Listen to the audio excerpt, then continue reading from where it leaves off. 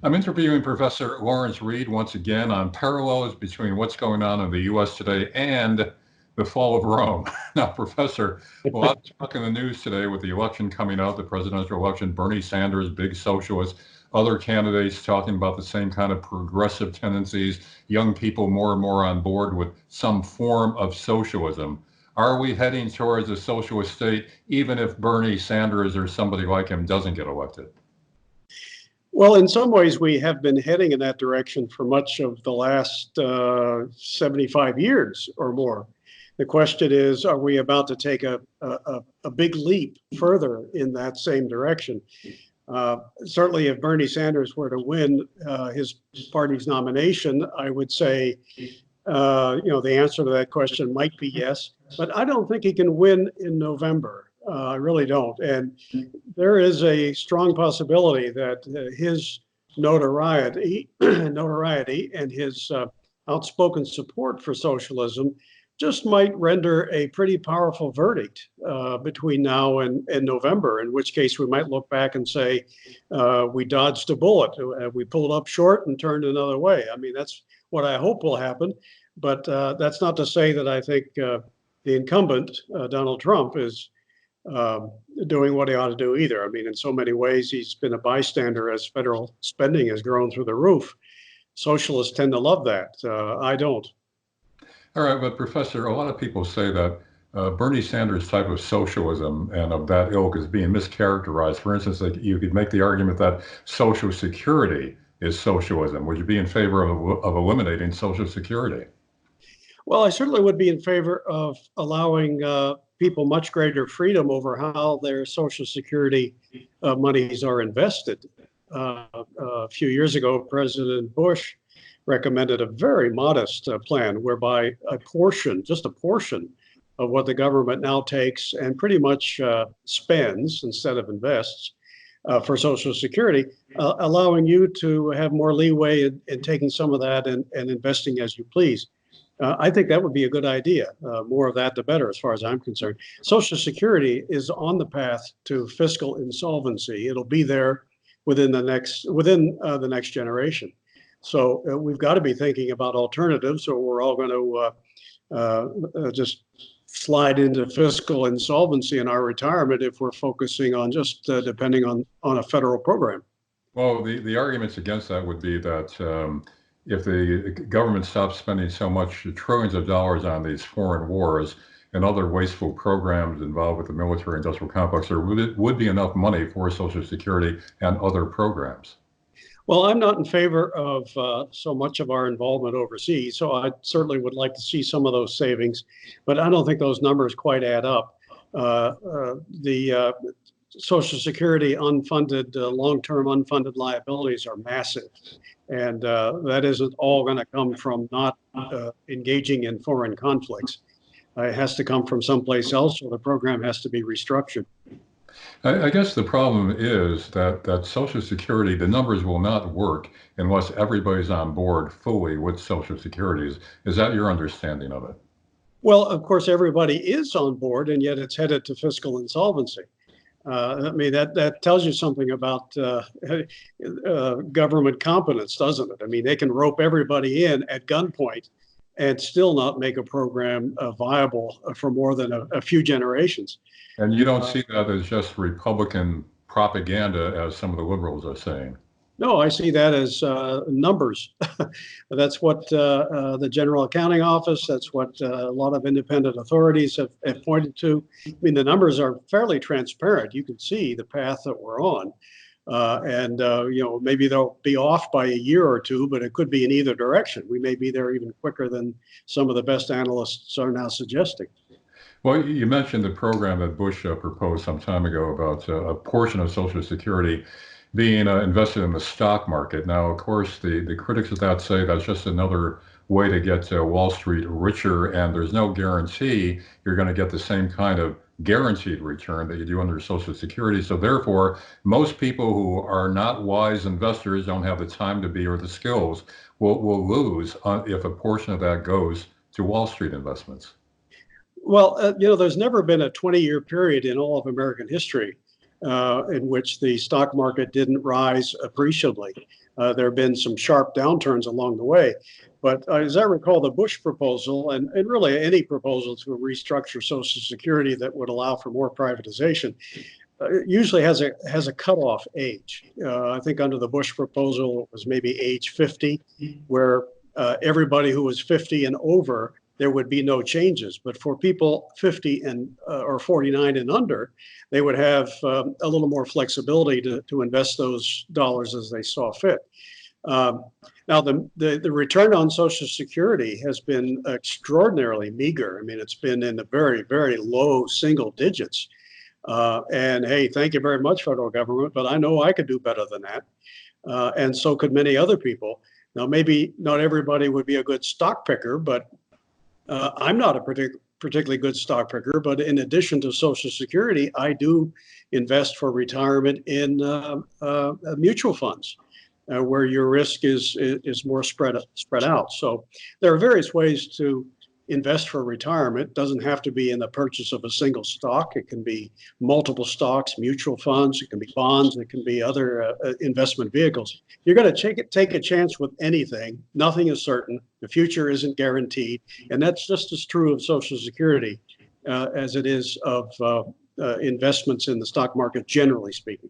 So you would be on board with a portion of Social Security taxes going into Wall Street, and you think that would be workable, practical, and return a benefit to the vast majority of people on Social Security?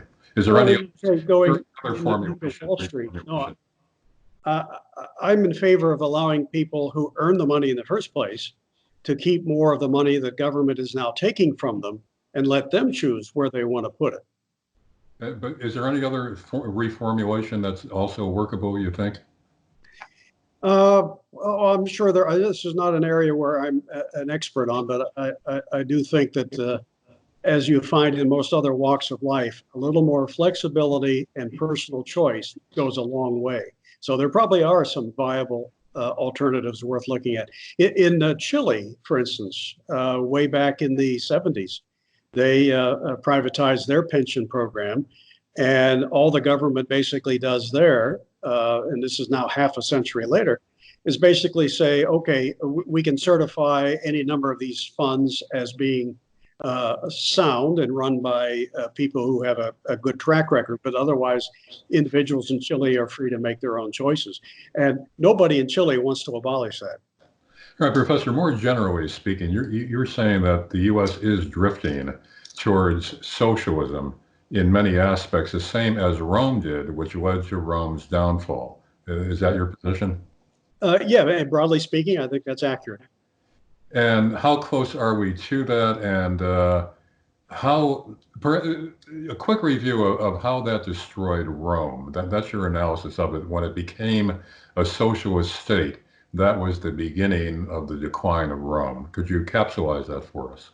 Yeah, around the middle part of the 2nd century BC, around the 140s to be specific, before Christ, the Roman central government took some giant steps in the direction of both foreign adventurism, which was very costly, but also welfarism at home, a kind of socialism. That involved the concentration of money and power increasingly in the hands of the central government. It meant over time, even cities within the empire, First Republic, later the empire, even cities became dependent upon largesse from the central government. And in that process, they too lost their sovereignty over their local affairs, because ultimately he who pays the piper calls the tune. So the more you centralize money in the hands of politicians at the top, the more you centralize power at the top, and the more they will use that power over time. Now, you can elect people you think today are really good, and so you can trust them with big government, but they're not going to be there forever.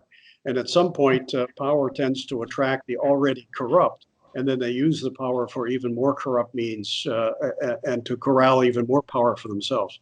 So you see Rome's embrace of the welfare state as really more destructive than the overextension of the empire the barbarian invasions and everything that came from that. You say the central problem from which these other problems stemmed was going to a welfare state. I think so, because that had both a fiscal implication that was quite massive. It became so costly that it required crushing taxes, increasing debts, but as did those foreign adventures. But the welfare state at home became a very important factor. And then, ultimately, by starting down that path, it sent a message to Romans that, hey, instead of just looking upon government as the keeper of the peace, now it can be the provider for you of many things and ultimately all things. And that's a very difficult path to turn around. And we know, looking back on it, that Rome didn't turn it around. There were attempts along the way, but ultimately that was nearly a straight line to fiscal solvency and centralized tyranny. And you're saying also that the welfare state really applied to all classes, all levels of income in the Roman Empire. It wasn't just the poor, the masses. Oh, that's right. I think, and thank you for raising that, because some people do get the impression that when you talk about the welfare state, you're only talking about programs for the poor. I don't mean it that way. I mean anybody of any income level, rich or poor or in between, who begin to use government as a means to get something at other people's expense. Things that they couldn't get voluntarily and freely if they went next door and asked for it, but then they decide, hey, we can vote our way to a living instead of working for one by getting something from the government. And it came not only in the form of handouts like grain and other subsidies, but also in the form of special privileges and that some of the nobility got. So all classes of people ultimately were participating in this welfare state. And that's another incessant welfare state problem, because even if you start small and say to a certain group, hey, you're deserving, you're special, we're going to give something to you. If you keep that up, before long, politicians start demagoguing it, offering even more if you vote for them. And then other classes of people say, hey, why should I just pay the bill? I'm special too. Why can't I get something? And then everybody's feeding at the trough. It's like a welfare state has been likened to a situation where everybody's standing in a big circle and each person has his hands in the next guy's pocket. Is that roughly equivalent then to people now who complain not just about the poor on welfare, but the corporations on welfare and the top 1%, a rough equivalence there that all classes from the top on down were feeding at the trough? Uh, in terms of income groups, yes, we find that to be the case today, and as it was in late Rome. But I also want to be careful not to stigmatize any group, because that's a kind of bigotry. I mean, there were plenty of people near the top who, like Cicero, who abstained from involvement in the welfare state, tried to get things turned around, and he was a pretty well-off man. And I'm sure there were plenty of poor people who felt that this was unsustainable and not a good idea. So, you shouldn't stigmatize by class or color or so many other things. But by and large, there were people in all income groups sooner or later who were getting something from the government that they weren't getting before. Whether Bernie Sanders is elected or not, given the current trends already underway in America, what's the timetable you see for a precipitous or at least a very serious decline? Any kind of idea of the progression and how rapidly this will take place, and when is doomsday? Well, I remember hearing people who were of the same general persuasion I am forecasting disaster 50 years ago. So I think it's very tricky to try to put dates on these things. And to the extent you still have a considerable degree of freedom and free markets, as we do in America, we have an amazingly resilient economy. Just when you think things are about to go downhill big time, you could have some tremendous developments, cost-cutting innovations, expansion of trade, that kind of thing that kind of staves it off. And nothing moves precisely in a straight line most of the time. So I'm always hesitant to try to put dates on it, but I am saying that I think the hour is late. And the longer we wait before we get our fiscal house in order, and as well as our personal character, the more difficult it's going to be to avoid a disaster or to turn things around. Professor Lawrence Reed, thanks once again for your prognostications, which are not, you say, necessarily dire, but certainly a serious warning to take. Yes.